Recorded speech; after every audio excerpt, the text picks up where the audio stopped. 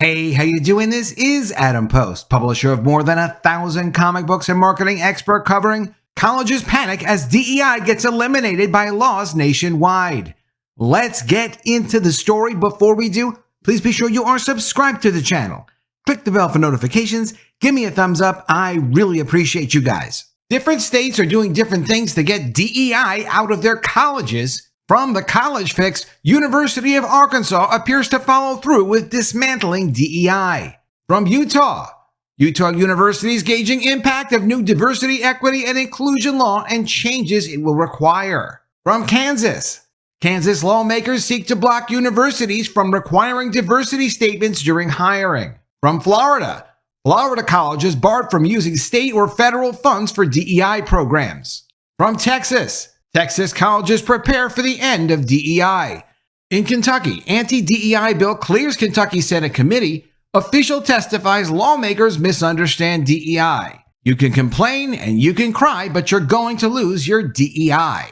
Coming from the College Fix, University of Arkansas appears to follow through with dismantling DEI. The University of Arkansas announced it would eliminate its Diversity, Equity, and Inclusion Division last June, 6 months after Governor Sarah Huckabee Sanders signed an executive order that prohibits indoctrination and critical race theory in public schools. Today, leaders of the Fayetteville-based campus appear to have followed through, according to interviews and a campus representative and a top Republican lawmaker in the state. It's important there is some kind of a follow-through, and College Fix does some great stories based on college campuses and things that would affect college students. They've gone ahead and done the journalism to follow up and see, are the colleges actually following the law, or are they fooling around and playing games with DEI, trying to move those people into human resources and still have them continue what they were doing before?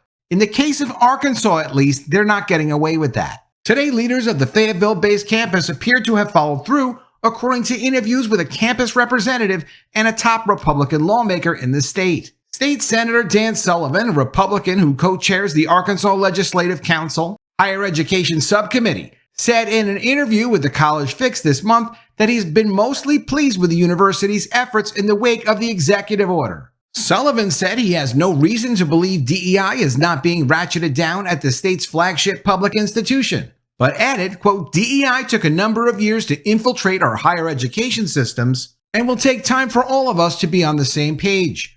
Sullivan told The Fix he trusted the assurances of the president and the chancellor that DEI at University of Arkansas is being reallocated correctly. When Chancellor Charles Robinson announced last June that the DEI division would relocate its staff and resources and the Office of Equal Opportunity and Compliance would be realigned to human resources, some question whether that was simply window dressing or an indication of real change. Stephen Caldwell, chair of the UA's Faculty Senate, told Inside Higher Education in June 2023 in an article headlined Dissolving a DEI Office to Save DEI that, quote, all the people on our campus doing that type of work are going to stay and will continue doing that type of work, just reporting to different people. But John Thomas, a spokesman for the University of Arkansas, told the College Fix in an interview this month that the elimination of DEI is really taking place. UA closed its Inclusion, Diversity, Equity, Access, Leadership Development, and Strategy Institute late last year,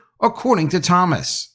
The Ideals Institute, which opened in 2019, had worked to train and conduct DEI research and services for UA and other partnerships with public schools, businesses, and government agencies, the Arkansas Democrat-Gazette reported.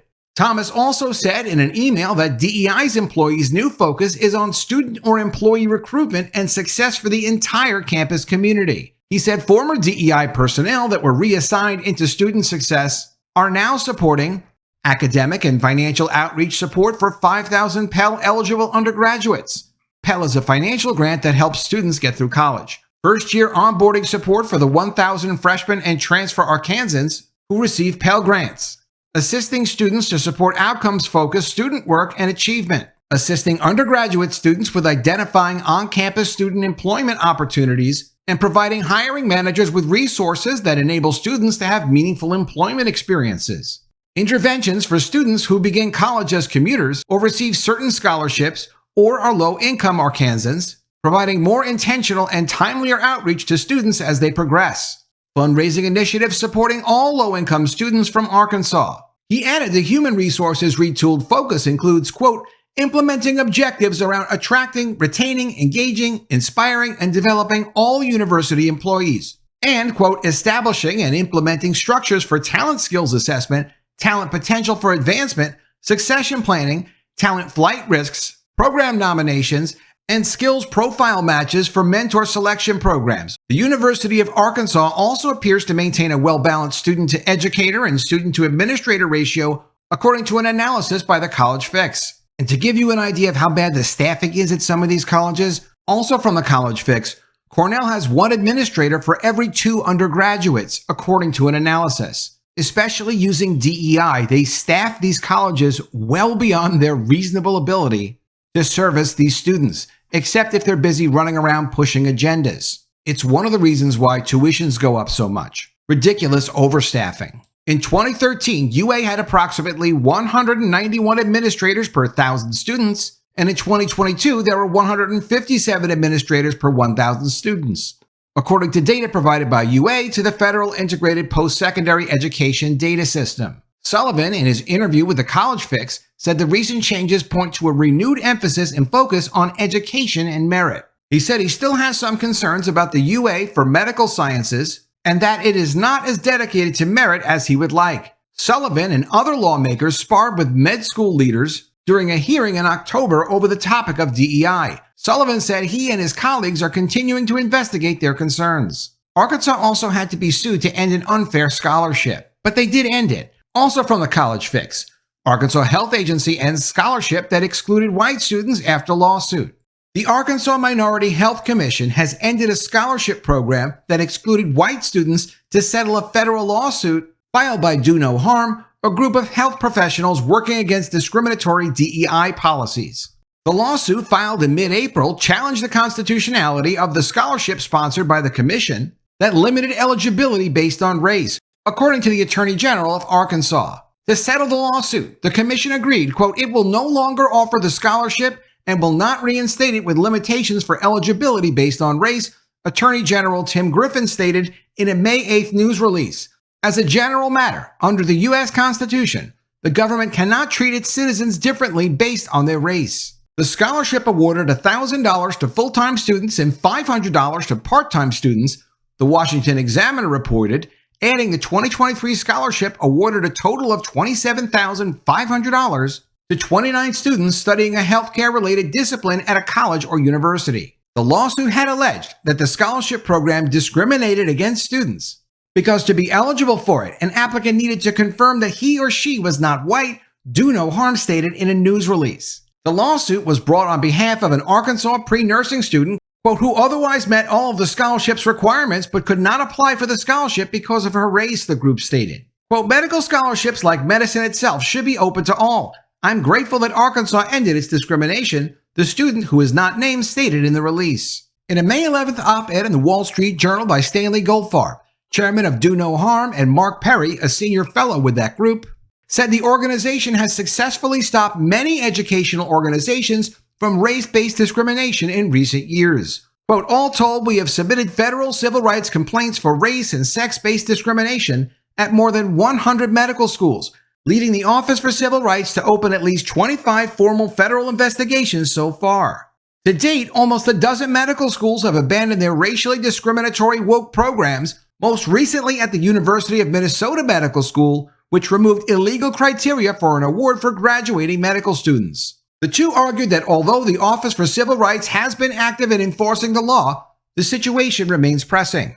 Quote, to date, almost a dozen medical schools have abandoned their racially discriminatory woke programs, most recently at the University of Minnesota Medical School, which removed illegal criteria for an award for graduating medical students. And in Kentucky, anti-DEI bill clears Kentucky Senate committee. Official testifies lawmakers misunderstand DEI. A bill prohibiting certain diversity, equity, and inclusion initiatives at Kentucky's public colleges and universities that promote, quote, discriminatory concepts having to do with racism, sexism, and white privilege won approval from a legislative committee.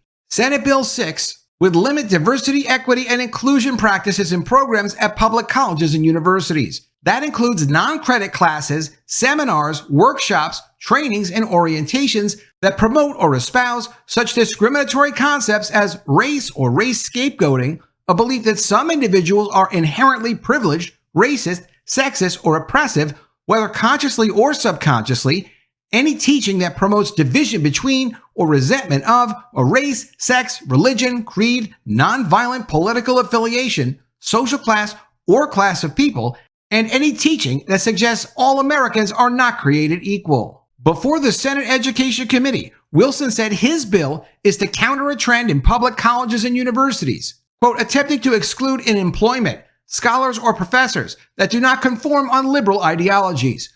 Such, quote, ideology, conformity, and viewpoint discrimination has been imposed on staff and students, he said, before he cited several examples of such instances across the country and one in Kentucky. Wilson said his bill would stop discrimination based on a public university student's or employee's refusal to support or endorse any particular concept, ideology, or political viewpoint. His bill also seeks to ban what are often referred to as diversity statements from student or staff, which is when an individual is asked to write a letter or sign a statement affirming their belief and work towards a diverse, equitable, and inclusive environment. Anti-DEI bills similar to Wilson's have increasingly found a home among conservatives and normal people across the country in recent years, whose backers pose arguments similar to Wilson's. Colleges and universities have cultivated fertile ground for liberal indoctrination, and bills like these are needed to rein them in. But Kentucky Council on Post-Secondary Education President Aaron Thompson said this gleaning is a fundamental misunderstanding of what DEI is and the purpose it serves. Quote, if you felt discriminated against at our universities, that should have never happened, Thompson said. But that's not what DEI is, because you don't have a right to feel a certain way. That's what DEI is. If you feel that way, it's just because you're racist and you deserve to feel that way. That's DEI.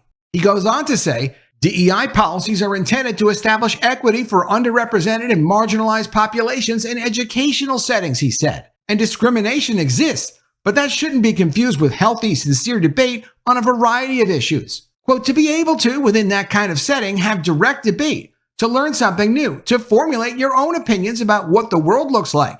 That's what we should stand for more than anything else, Thompson said. Senator Gerald Neal, Democrat senator from Louisville, who voted against the bill, called it anti-intellectual. Quote, throughout history, all the way back to slavery, there are periods of advancement and immediate reaction.